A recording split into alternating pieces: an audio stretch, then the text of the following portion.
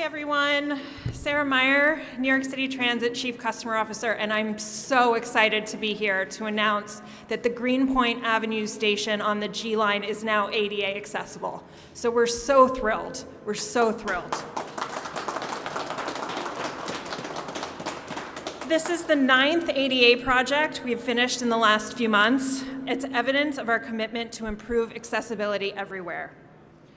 The newly enhanced station at Greenpoint features 3 elevators, 3 new staircases and converted stairwells for better circulation, platform ADA improvements, tactile warning strips at the platform edges, and we also had to move the gates and the turnstiles to make sure that there was enough room for the elevators. So a lot of work went into this, and I just wanted to thank all of the New York City Transit, TWU workers, as well as the contract team. So thank you so much. I would also like to mention that today is a Mask Force Day, so wanted to thank all the New York City Transit employees, MTA employees, LIRR employees who are out today giving out masks. Always a reminder that if you forget a mask at home, they're always available at station booths, but today we have volunteers out in the system, walking through trains, walking through buses to hand out masks if you need one. A reminder that masks are mandatory on all MTA vehicles, and those who refuse to wear them face a $50 fine. This is a difficult time for all of us here at the MTA. Our senior leaders have spoken repeatedly about our budget crisis and the threat it poses to the future of our historic capital program. We need more ADA accessible stations just like this one. And we are ready and committed to make an unprecedented investment in ADA stations. But this critically important work cannot be achieved if the MTA is forced to make hard choices between operating the trains and buses and capital improvements. We need the federal government to act now and support transit through COVID crisis, just as they stepped up during hurricanes and other disasters. We're hopeful that with the new leadership in Washington, we're better positioned to receive the $12 billion we need. And I know our partners in New York government are fighting hard for this. I look forward to working with our elected officials more moving forward to make sure we continue to deliver for all New Yorkers. Thank you. So now I'd like to introduce Commissioner Khaleesi, who has just been a tireless advocate and has been such a champion, and would just love to introduce him so he can talk about his experience.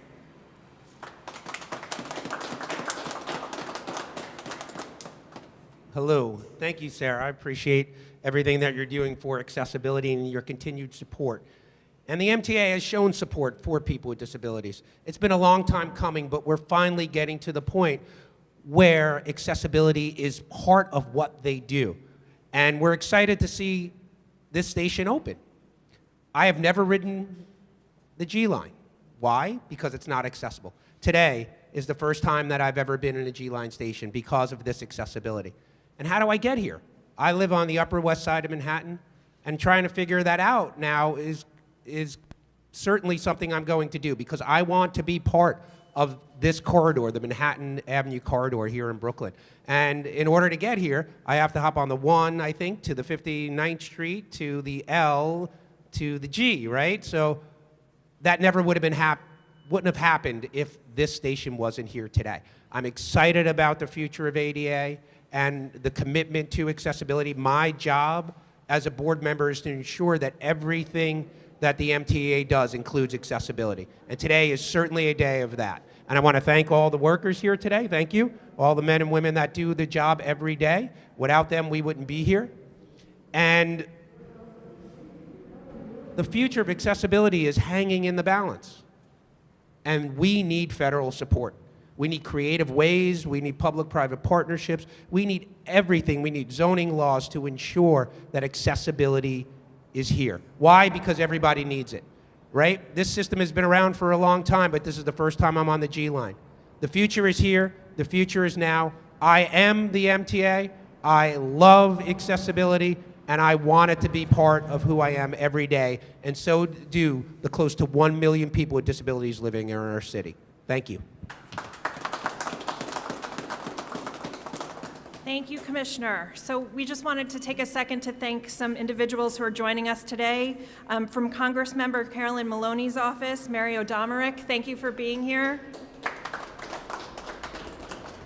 Also from Councilmember Stephen Levin's office, Ben Solitaire, so thank you. Let me just wait for the train to go by. Sure, I just have a couple more thank yous and then we'll go to questions. So GSM Marcus Tellis, thank you for you and your team. Really appreciate the hard work. Construction Manager John Bahuda and Resident Engineer Aftab Bashir. So thank you, thank you, thank you. Also the contractor Paul J. Scariano, Inc. Really appreciate your efforts on our behalf. Thank you, thank you. Okay, great. Questions? How long did it take the project to be completed from start to finish? I am going to ask the contractor if you might want to answer that, or Marcus. It took 29 months to complete the project. Can you speak to the mic? 49? 29 months to complete the project. Come to the It took mic. 29 months to complete the project. And were there any problems on the way? Did you have any kind of construction issues or budget issues on the way up? Okay. You know, I think, building elevators in a subterranean environment is always a difficult project. But we've learned a lot through the processes that we've done through the other installations of elevators. We have to do a lot of utility removal. You wouldn't expect that we would have to do that, but we do in order to get the elevators in. So you never know what you're going to find when you start digging down. But with this project, thankfully, it was on time and on budget. So thank you. A question to the commissioner.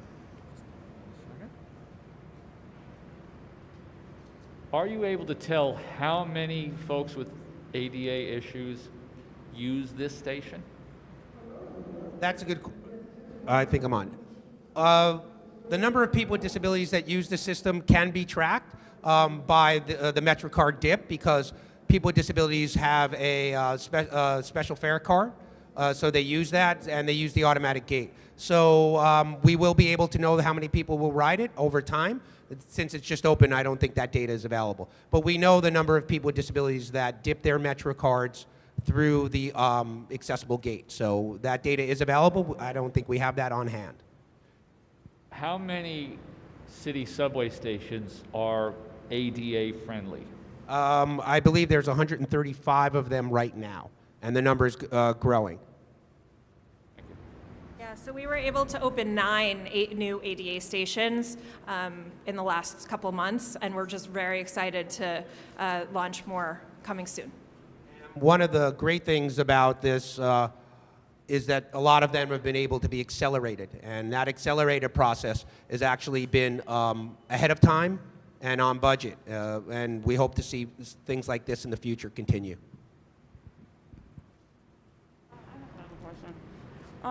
How many more, ADA accessible, subway stations are you trying to make? I know you're asking for more federal funding. Do you have like a specific goal in mind? We're trying to make every station that's feasible to be built, to be made ADA accessible, to be ADA accessible. That's it.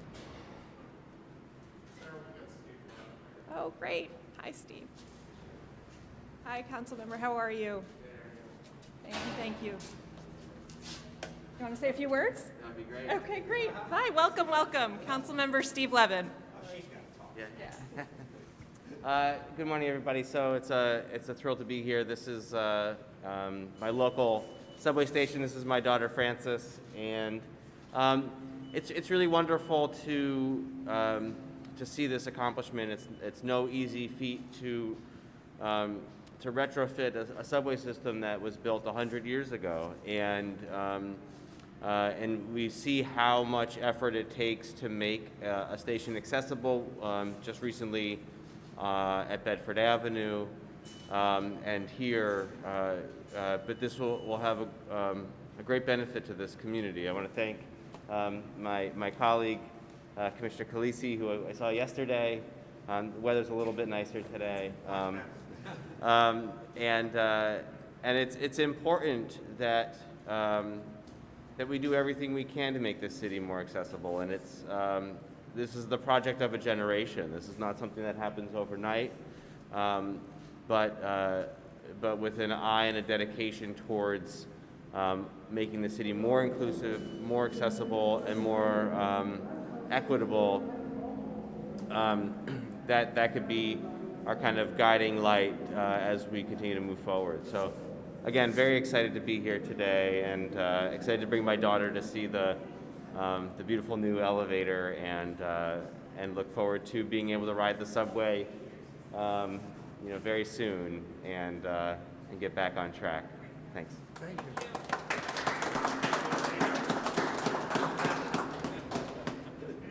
Any other questions? Okay, thank you, everybody.